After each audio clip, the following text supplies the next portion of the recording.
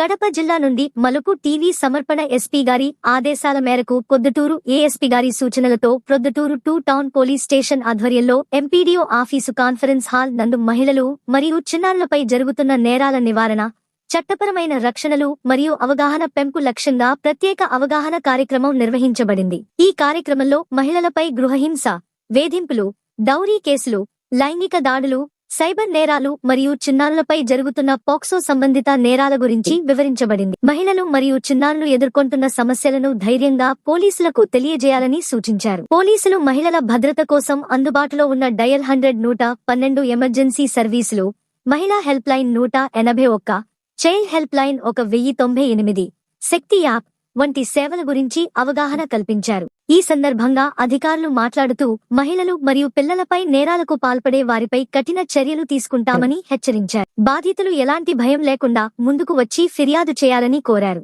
ఈ కార్యక్రమంలో 2 town CIP Vamshanath, 2 town SIs Mahaboob Basha, medical officer doctor Shaheen MBBS, ICDS supervisor Eshwaramma, police సిబ్బంది, మహిళా police GMSK, Rani Tirumala Devi degree college, SKSC degree college విద్యార్థులు మరియు స్థానిక ప్రజలు పాల్గొన్నారు. ఈ వివరాలు మీ ఈ మలుపు టీవీలో వీక్షిస్తున్నారు.